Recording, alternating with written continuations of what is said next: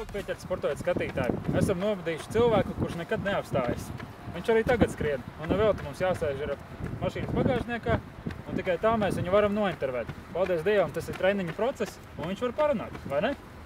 Nu, jā, tā ir. Sacensībās būtu grūtāk ir jums vārdus pārmīt, bet treniņā kāpēc ne?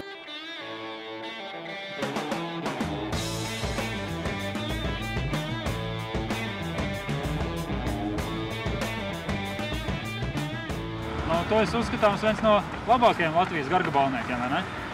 Nu, tā droši vien, ka varētu teikt, jā. Ja tā distance garāk paliek, jo konkurenti mazāk arī kļūst, bet jā, maratonu pēdējos gadus ir tikai viens skrējējs Latvijā skrējējis ātrāk. Tā arī, principā, ir distance, ko es tā vairāk koncentrēties. Arī šogad ir laikam plāns startēt ne tikai Latvijā, bet arī kaut kur ārzemēs. Tā man tie maratoni visi ir sanākuši ārpus Latvijas. Kaut kā gan jau pienāks arī laika kāda maratona Latvijā, bet nu jā, pagaidām droši vien, ka arī nākamais visticamāk rudenī būs kaut kur ārpus Latvijas. Griežam apkārt. Viņam tas sanāca straujā. Mēs viņu noķersim atkal. Renārs atkal ir pievienojies mums. Jā, tagad vējš pūš no muguras. Vieglāk skrien. Reku mums garām pabrauc mašīna, kā vispār ar citiem satiksmes dalībniekiem, kā viņi uztver to, ka tu skrien pa ceļa malu. Nu, es cenšos par tādām ļoti aktīvām transporta vietām neskriet. Kaut kur tad izvēlos ceļus. Tā satiksme ir mazāk. Ir, protams, kad nākas kaut kur skriet, gar šoseju, tur nav patīkams. Tad ir smagās mašīnas ļoti tuvu nobrauc. Apdzenot arī kāds jau kaut kur trāpās. Jā. Un tā ar visu var sadzīt. Satiksmes dalībniekiem jāsaprot to, ka cilvēks skrien un nopietni skrien un trenējās nopietnām lietām, vai ne? Tā jau gribētu. Tā būtu. Ko skriešana vispār kā tāda dod cilvēkam? Nu, droši vien, ka man parasti, kad prasa, kā man ar skriešanu, tad es saku, ka veselīga fizkultūra, sports īsti nav veselīgi vairs nav. Un tāpat arī, ja mēs ņemam tīri tikai skriešanu, tad tāds, teiksim tā, reizes 3 nedēļā paskriet, minūtēm kaut kādām 40. Un tas, principā, palīdz tev uzturēt to mūžo garu un uzturēt sev kaut kādā fiziskajā formā, jā. Tad tas ne tikai sports fiziskā ziņā, bet arī tā kā varbūt pat garīgā ziņā. Jā, kaut kāds domas galva maisās. Citreiz varbūt tas ir labi, citreiz varbūt arī nemaz nav tik labi, jo ir tas kādu lietu pārāk ieciklējies. Tā arī varbūt sev var vairāk ar kaut ko pārņemt.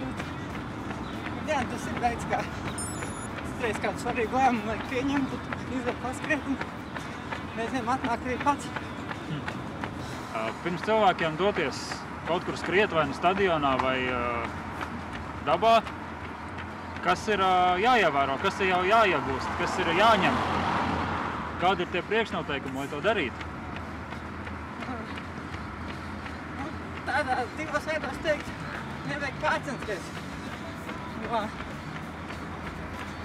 tipiski kļūda ir cilvēki sāk skriet,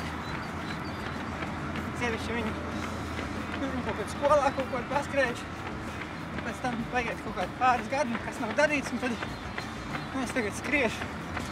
Un tad daudzam ar cenšas ar katru treniņu aizvien ātrāk. Un tas ir taisnais ceļš uz sevis izdzīšanu, jo skriešana tāpēc ir izturības sporta veids, ka tas nozīmē, ka tam ir vajadzīgs laiks kaut kāds, lai dabūtu gan tos rezultātus, gan Nu, arī citreiz skriešanas prieks atnāk tikai ar laiku.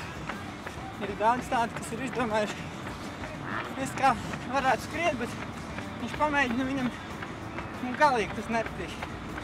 Bet tad aiziet vienreiz, otrreiz, trešreiz, piektajā reizē, jo parādās kaut kāda pēc treniņa sajūta.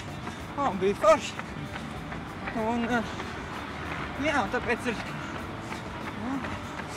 pirmais solis ir, principā, iziet no mājas laukā un sākt darīt. Un tad jau pēc tam gan tās patīkamās emocijas, gan arī tas kaut kāds fiziskais rezultāts parādīsies ar laiku. Ja es gribu tagad sākt skriet, nu tā, diezgan nopietni, kuras varbūt varētu iegūt to informāciju, kā to darīt pareizi, iet pie kāda trenera? Viens variants ir iet pie trenera. Tagad mūsdienās, kad ir elektroniskais laikmets, tad ļoti daudz informācijas var atrast arī internetā. Latvijā droši vien, ka skrējējiem populārākā internetu vieta ir noskrien.lv. Man arī ir ģēkas ir virsā, kur ar citiem tādiem pašiem skrējējiem kā tu vari fórumā sarakstīties, tu vari savus treniņus pievienot, kaut kādu statistiku redzēt, sacensties viestā ar citiem skrējējiem. Un jā, uzzināt kaut kāds arī jautājums, kas tev ir neskaidri. Paprasīt padomiem, patiesībā var arī kādam skrējējiem, ja tu redzi, ka tev regulāri katru dienu gar māju skrien viens un tas pats vīrs, tu varbūt kādu dienu var apturēt un pajautāt kaut kādas lietas, kas tev ir neskaidrs un ka viņš tev palīdzēs. Kādreiz paņems sev līdzi paskatīt. Renāru Rozi labāk neapturēt, laikam, vai ne? Nu, patiesībā ir pat bijuši pāris reizes, kad tieši tādi cilvēki, kas ir, nav kautrējušies pajautāt, ar kuriem es pat kādu treniņu esmu noskrējis kopā.